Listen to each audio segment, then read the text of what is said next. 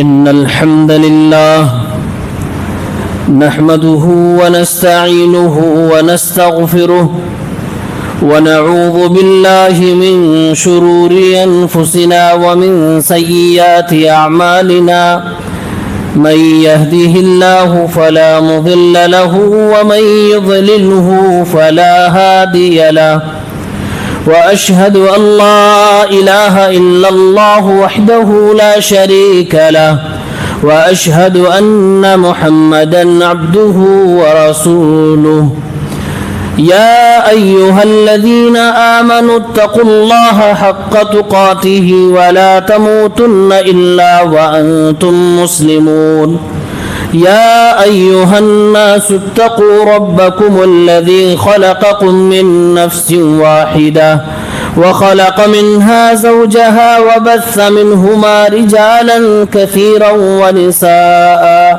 واتقوا الله الذي تساءلون به والأرحام إن الله كان عليكم رقيبا يا أيها الذين آمنوا اتقوا الله وقولوا قولا سديدا يصلح لكم أعمالكم ويغفر لكم ذنوبكم ومن يطع الله ورسوله فقد فاز فوزا عظيما أما بعد فإن خير الحديث كتاب الله وخير الهدي هدي محمد صلى الله عليه وسلم وشر الأمور محدثاتها وكل محدثة بدعة وكل بدعة ضلالة وكل ضلالة في النار أعوذ بالله من الشيطان الرجيم بسم الله الرحمن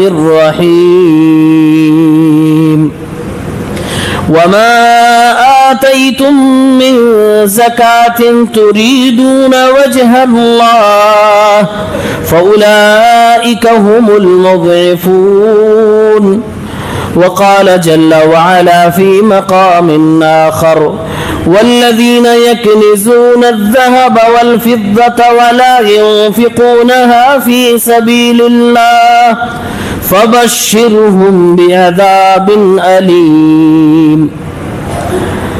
حاضرین جمعہ، اسلامی بھائیوں، نوجوان ساتھیوں، عزیز بچوں، پردہ نشین ماں اور بہنوں، اللہ کے نبی صلی اللہ علیہ وسلم کی ایک بہت ہی پیاری ادا اور صفت تھی کہ آپ لوگوں میں سب سے زیادہ سخی انسان تھے، سخاوت کرنے والے تھے، لیکن جب ماہ مبارک رمضان آ جاتا تو آپ تیز آندھیوں سے بھی زیادہ اللہ کی راہ میں خرچہ کیا کرتے تھے. عموماً مسلمان رمضان کے مہینے میں اپنے مال کا حساب کرتا ہے اور زکوٰۃ کی ادائیگی کرتا ہے، کرنا بھی چاہیے اور علم و بصیرت کے ساتھ کرنا چاہیے، یقین اور اعتماد کے ساتھ کرنا چاہیے. زکوٰۃ کی دو میننگ بتلائی جاتی ہے. ایک معنی ہے پاکیزگی. کس چیز کی پاکیزگی؟ مال کی پاکیزگی اور خود انسان کے نفس کی پاکیزگی. دوسرا معنی ہے بڑھوتری، زیادتی. کس چیز کی زیادتی؟ مال کی زیادتی اور اجر و ثواب کی زیادتی. تو پاکیزگی کے حوالے سے قرآن میں اللہ نے فرمایا خذ من اموالہم صدقۃ تطہرہم وتزکیہم بہا. اے میرے محبوب، لوگوں کے مال میں سے زکوٰۃ لیجئے، اس سے انہیں پاک کیجئے اور ان کو پاکیزگی مال میں بھی اور نفس میں بھی ملے. اور دوسرا معنی اضافے کے ہیں، مال میں بھی اضافہ اور اجر و ثواب میں بھی اضافہ. سورہ روم کی آیت نمبر 39 آپ کے سامنے پڑھی گئی. اللہ نے فرمایا وَمَا آتَيْتُم مِّن زَكَاةٍ تُرِيدُونَ وَجْهَ اللَّهِ. تھوڑا ہو یا زیادہ ہو، جو بھی تم زکات نکالتے ہو نیت تمہاری خالص ہوتی ہے تو ایسے ہی لوگوں کو اللہ رب العالمین اجر و ثواب بڑھا کر دیتا ہے۔ صحیح مسلم کی صحیح روایت، اللہ کے نبی صلی اللہ علیہ وسلم نے فرمایا ما نقصت صدقۃ من مال، صدقہ و خیرات اور زکات نکالنے کی وجہ سے کسی بھی انسان کے مال میں کمی نہیں آتی ہے۔ یہ حدیث پاک کا ٹکڑا یہ اللہ کے نبی صلی اللہ علیہ وسلم کے جوامع الکلم میں سے ہے۔ ظاہراً ہمیں دکھتا کہ ہم نے 100 میں سے 2.5% نکال دیا، دکھنے میں تو کم لگ رہا ہے، لیکن اللہ کے نبی کی زبان کہہ رہی ہے کہ کم نہیں ہوا، برکتیں بڑھا دی گئی، مصیبتیں کم کر دی گئی، خرچے کم ہو گئے، اللہ تعالیٰ نے تمہیں اور ایسے دروازوں سے دینا شروع کر دیا جس کا تم نے گمان بھی نہیں کیا تھا۔ تو اللہ کے نبی تو فرما رہے ہیں کہ کبھی اس میں کمی نہیں ہوتی ہے، انسان کو دکھ رہا ہے کہ کمی ہوتی ہے جب ایمان کمزور ہو، ورنہ حدیث رسول پہ ایمان ہو، رسول پاک صلی اللہ علیہ وسلم کی باتوں پہ گہرائی سے یقین ہو تو یہ بات بھی یقین کرے گا کہ نہیں مال بڑھتا ہے، گھٹتا نہیں ہے۔ اسلام کی 5 بنیادی ارکان میں سے زکوٰۃ بھی ہے۔ زکوٰۃ سے اسلامی حکومت اسٹیبل ہوتی ہے، مضبوط ہوتی ہے۔ اسی لیے ابو بکر صدیق رضی اللہ تعالی عنہ نے جب خلافت کو سنبھالا اور کچھ لوگوں نے زکوٰۃ دینے سے منع کیا تو کہا اللہ کی قسم میں ان سے جنگ کروں گا جب تک کہ یہ وہ چیز نہ دے جو اللہ کے رسول کے زمانے میں دیتے تھے، ایک رسی بھی اگر زکوٰۃ میں نکالتے تھے اور میرے عہد خلافت میں منع کریں گے تو میں ان سے جنگ کروں گا۔ کیونکہ حضرت ابو بکر صدیق رضی اللہ تعالیٰ عنہ سمجھ چکے تھے کہ اس کے منع کرنے سے اسلامی حکومت کا کتنا بڑا نقصان ہونے والا ہے، گویا کہ یہ حکومت کے خلاف ایک شکل میں بغاوت اور خروج تھی کہ حکومت کو توڑا جائے۔ توڑنے کا طریقہ کیا؟ اس کو مال سے کمزور کر دیا جائے، زکوٰۃ نہ دیا جائے۔ حضرت ابو بکر نے فرمایا ایسے لوگوں سے میں جہاد کروں گا۔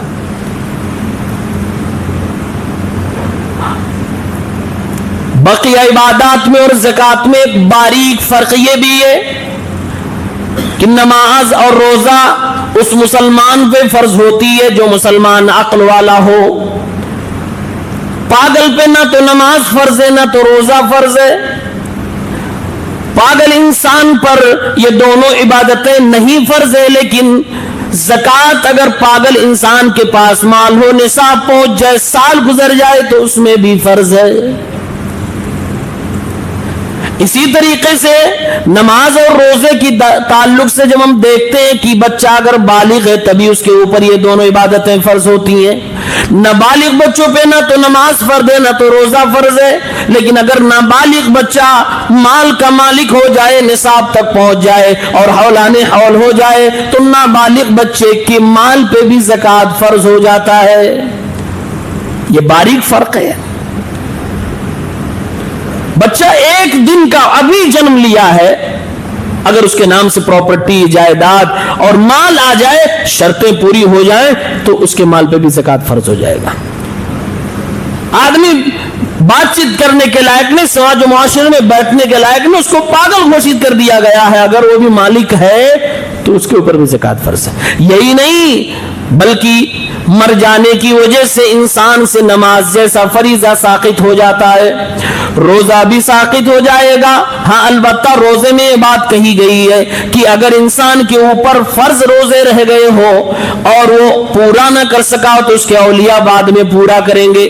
لیکن زکوٰۃ کے معاملے میں یہ ہے کہ اگر کسی انسان نے اپنے مال کی زکوٰۃ نہیں نکالی جبکہ اس کے اوپر زکوٰۃ فرض تھا، مر جانے کے بعد بھی یہ فریضہ ساقط نہیں ہوگا، اس کے مال سے زکوٰۃ نکالی جائے گی۔ وراثت کو تقسیم کرنے سے پہلے جیسے قرض ادا کیا جاتا ہے ویسے یہ اللہ کا قرض ہے، یہ زکوٰۃ ادا کیا جائے گا۔ یہ اللہ کا بھی حق ہے، اللہ کے بندوں کا بھی حق ہے، اللہ کے بندوں کا حق معاف نہیں کیا جا سکتا۔ قرض کو کیوں وراثت کی تقسیم سے پہلے نکالا جاتا ہے؟ کیونکہ یہ بندے کا حق ہے۔ ایسے زکوٰۃ اللہ کا بھی حق ہے اور بندوں کا بھی حق ہے۔ اللہ کے نبی صلی اللہ علیہ وسلم تبلیغ کے پوائنٹس بتلاتے ہوئے اپنے صحابی سے کہہ رہے ہیں جاؤ لوگوں کو توحید کی دعوت دینا، کلمہ شہادت کی طرف بلانا، لوگوں کو نماز کی طرف بلانا۔ جب یہ توحید اور نماز کے عمل کرنے والے بن جائے، فَأَعْلِمْهُمْ أَنَّ اللَّهَ افْتَرَضَ عَلَيْهِمْ صَدَقَةً، تو ان کو یہ بھی علم دینا، یہ بھی بتلانا کہ اللہ تعالیٰ نے ان کے مال پر زکوٰۃ کو فرض قرار دیا ہے۔ تُؤْخَذُ مِنْ أَغْنِيَائِهِمْ، جو ان کے مالداروں سے لیا جائے گا، وَتُرَدُّ عَلَى فُقَرَائِهِمْ، اور ان کے غریبوں میں تقسیم کر دیا جائے گا۔ اللہ کے نبی دعوت کے پوائنٹس میں بتلا رہے ہیں اسلام کی دعوت کیا ہے۔ اسلام کی دعوت ہے توحید کی دعوت دی جائے، نماز کی دعوت دی جائے، زکوٰۃ کی دعوت دی جائے۔ اس کے بغیر ہماری اسلامی دعوت پوری نہیں ہوتی ہے۔ ایمان اور اسلام کیسے پورا ہو جائے گا؟ اللہ تبارک و تعالیٰ نے بڑی سخت وعید سنائی ہے ان لوگوں کے لیے جو زکوٰۃ فرض ہونے کے بعد بھی نہیں ادا کرتے۔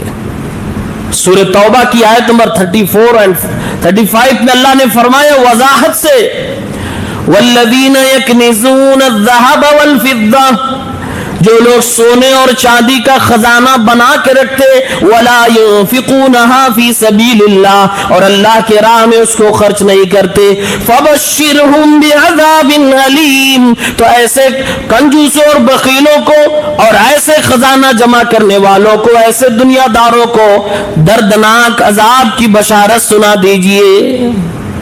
اللہ جب کہے عذاب کی بشارت سنا دیجئے تو بشارت خوشی کی چیز نہیں ہوتی، یہاں پر بشارت غم اور درد کے لیے ہے، اٹینشن آپ کے لینے کے لیے ہے کہ دیکھو کس گناہ پہ بشارت کے لفظ سے تمہیں عذاب کی دھمکی دی جا رہی ہے۔ فرمایا اللہ رب العالمین نے یوم یحما علیہا فی نار جہنم، کل قیامت کے دن اسی سونے اور چاندی کو جہنم کی آگ میں تپایا جائے گا، فَتُكْوَى بِهَا جِبَاهُهُمْ وَجُنُوبُهُمْ وَظُهُورُهُمْ، اور پھر اس سے انسان کی پیشانی، اس کی کمر، اس کی پیٹھ، اس کے پہلوؤں کو اللہ رب العالمین داغے گا، جلایا جائے گا، اور کہا جائے گا هَذَا مَا كَنَزْتُمْ لِأَنفُسِكُمْ فَذُوقُوا مَا كُنْتُمْ تَكْنِزُونَ، یہ تمہارے انہی خزانوں کی سزا ہے جسے آج تمہیں دیا جا رہا ہے، تو ان سزا کو چکھو جو تم نے جمع کر کے رکھا تھا۔ اللہ کے نبی صلی اللہ علیہ وسلم اس آیت کی وضاحت میں فرماتے ہیں یہ سزا قیامت کے دن حساب و کتاب سے پہلے ہی ملنا شروع ہو جائے گا۔ جب قیامت کا دن ہوگا تو سونے اور چاندی کی تختیاں بنا کر انسان کے پہلو اور اس کے پیٹھ کو داغا جائے گا۔ کلما برودت، جیسے ہی وہ تختیاں ٹھنڈی ہو جائیں گی دوبارہ اسے گرم کر دیا جائے گا، اور اس کو اسی طریقے سے مسلسل سزا دی جاتی رہے گی، اور یہی کہا جاتا رہے گا یہ تمہارے خزانوں کی سزا ہے جس میں سے تم نے اللہ کے راہ میں خرچ نہیں کیا تھا۔ اور کہا جائے گا 50,000 سال تک تمہیں یہی سزا ملے گی، حتی یقضی بین العباد، جب تک لوگوں کا فیصلہ نہیں کر دیا جائے گا تب تک مسلسل یہ سزا ملتی رہے گی۔ کتنا خطرناک سزا ایسے شخص کو دی جا رہی ہے جو شخص مال جمع تو کر رہا ہے لیکن اللہ کی راہ میں خرچ نہیں کر رہا ہے۔ اسلام کہتا ہے کہ مسلمان اپنے مال میں غریبوں اور مسکینوں کا بھی حق نکالا کرے، وفی اموالہم حق معلوم للسائل والمحروم، مومن وہ ہیں جن کے مال میں ایک متعین مقدار میں مال حق رکھا ہوا ہے، سائلوں کا، محروموں کا، مانگنے والوں کا اور تمام مستحقین کا۔ سوال یہ پیدا ہوتا ہے کہ کس کس مال میں زکوٰۃ فرض ہے؟ فقہا نے ذکر کیا 4 طرح کے اموال میں زکوٰۃ فرض ہوتی ہے۔ سیمان، قیمت اور بطور کرنسی جو یوز ہوتی ہے، جس میں سونا اور چاندی اور ہماری کرنسی بھی آتی ہے۔ نمبر 2 المواشی، جانور حیوانوں پہ بھی زکوٰۃ فرض ہوتی ہے۔ نمبر 3 الحبوب والثمار، پھل اور اناج پہ بھی زکوٰۃ فرض ہوتی ہے۔ نمبر 4 عروض التجارہ، سامان تجارت پر۔ پھل اور اناج اور مویشی عام طور سے شہروں میں یہ نہیں پایا جاتا، اس لیے میں اس کو اسکپ کر رہا ہوں۔ اسمان یعنی قیمت، سونا چاندی، کرنسی اور سامان تجارت۔ اب دوسرا سوال یہ ہے کہ زکوٰۃ فرض ہونے کی کچھ شرطیں ہیں کہ نہیں ہیں؟ ہاں، شرطیں ہیں۔ آدمی مسلمان ہو اور اپنے مال کا مکمل مالک ہو، اس کے علاوہ دو شرطیں ہیں۔ شرط نمبر 1، اس کا مال نصاب تک پہنچ گیا ہو۔ سونے کا نصاب بتلایا گیا 20 مسقال، موجودہ زمانے کے حساب سے 85 گرامز، اور چاندی کا نصاب بتایا گیا۔ اللہ کے نبی صلی اللہ علیہ وسلم نے فرمایا، صحیح بخاری کی روایت 1459، لیسا فیما دون 5 اواق من الورق صدقہ، 5 اوقیہ سے کم میں زکوٰۃ نہیں ہے۔ 5 اوقیہ، ایک اوقیہ میں 40 درہم ہوتا ہے، 40 into 5 is equal to 200 درہم۔ 200 چاندی کے سکے موجودہ زمانے کے حساب سے 585 گرام چاندی، 585۔ اب کرنسی ہمارے اور آپ کے پاس جو پیسے ہیں یا جو سامان تجارت ہے، اس میں ہم زکوٰۃ کیسے نکالیں گے؟ اس کو کیسے کیلکولیٹ کریں گے؟ تو علماء نے وضاحت کی اور بتلایا، سونا اور چاندی یہ شریعت کی طرف سے نصاب متعین ہے، ان دونوں میں سے جس سے بھی چاہو آپ کیلکولیٹ کر سکتے ہو، لیکن افضل اور بہتر یہ ہے کہ چاندی کے ساتھ کیلکولیٹ کر کے اپنی کرنسی کا، اپنے سامان تجارت کا زکوٰۃ نکالو۔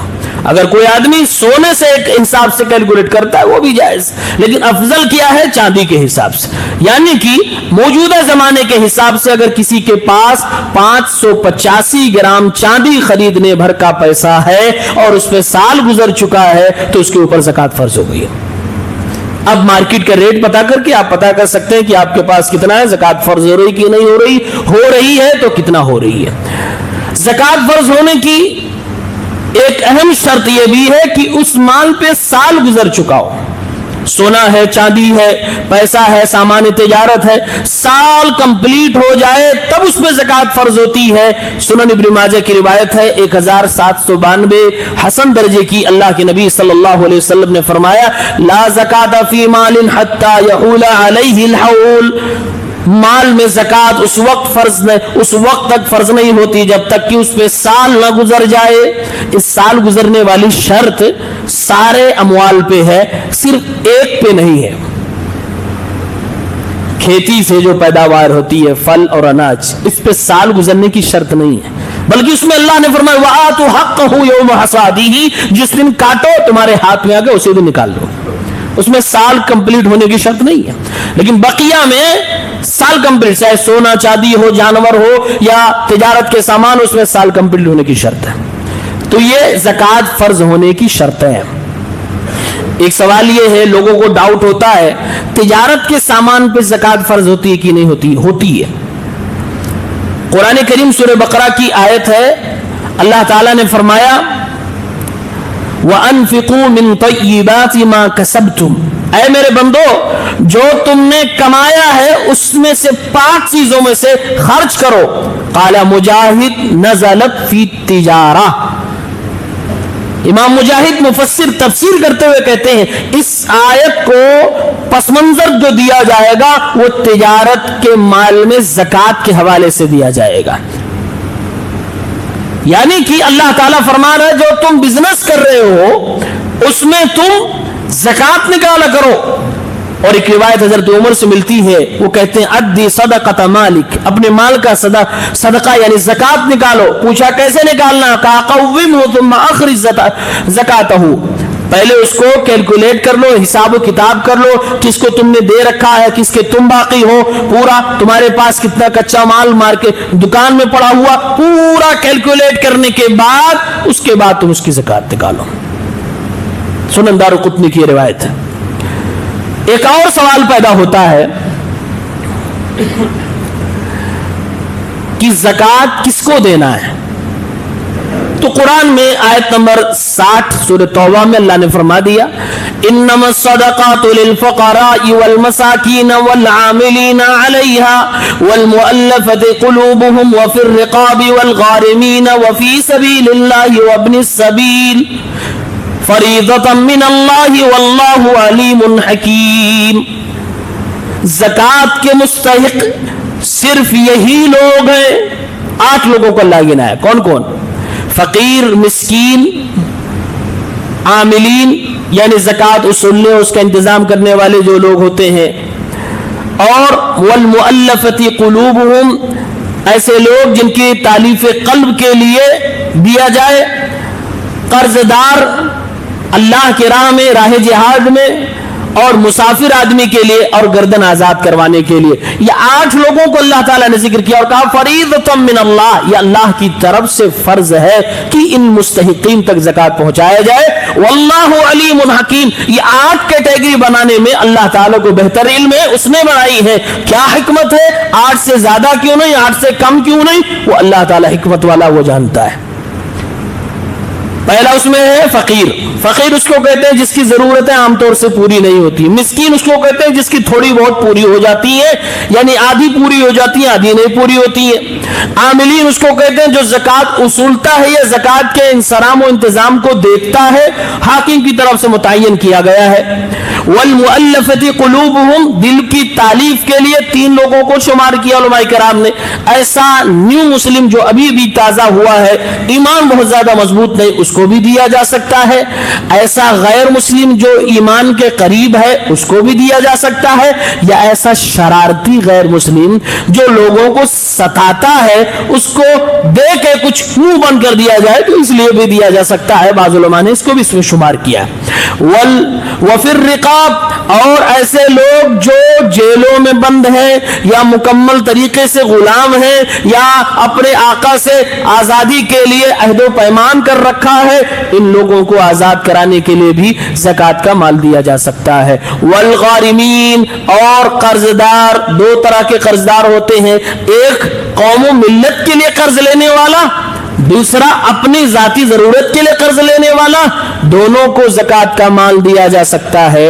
قوم و ملت کے لیے اگر کوئی قرض لیا ہے، وہ ذاتی طور سے گرچہ مالدار ہو تب بھی اس کو زکوٰۃ کا مال دیا جا سکتا ہے، تاکہ قوم و ملت کے جو بوجھ اپنے سر لے لیا ہے اس کو ادا کیا جا سکے. اور ابن السبیل مسافر کو کہا جاتا ہے. مسافر آدمی بھی اگر مالدار ہو لیکن حالت سفر میں اس کا بٹوا لوٹ لیا گیا، سامان ختم ہو گیا، پریشان حال ہے اور اس کو گھر پہنچنا ہے، تب بھی اس کو زکوٰۃ کا مال دیا جا سکتا ہے، گرچہ وہ اپنے گھر پہ کروڑ پتی ہے، کوئی مسئلہ نہیں. ایک بچتا ہے وفی سبیل اللہ، اللہ کے راہ میں. اس میں علماء کا اختلاف ہے. علماء نے اختلاف یہ کیا کہ اللہ کی راہ میں تو بہت ساری چیزیں آتی ہیں. ہر وہ جگہ جہاں سے اللہ کے دین کی مدد ہو اور دین کی نشر و اشاعت ہو، اللہ کے راہ میں بات آ جاتی ہے. تو کیا اس کو محدود کیا جائے گا یا اس کو عموم پہ چھوڑ دیا جائے گا؟ تو کچھ علماء نے کہا کہ یہ عموم پہ ہے، یعنی ہر دروازے اس کے اندر آ جاتے ہیں. کچھ علماء نے کہا نہیں، یہ صرف جہاد کے بارے میں بات ہے تو اسی تک محدود رکھا جائے. یہ اختلاف اس لیے ہے کیونکہ ایک جو بڑا ہی اہم سوال ہے کہ ہمارے اور آپ کے مدارس کیسے چلیں گے، کیا ان کو زکوٰۃ کا مال دیا جائے گا کہ نہیں دیا جائے گا؟ تو 3 طرح کے فتاوے علماء کرام کے موجود ہیں.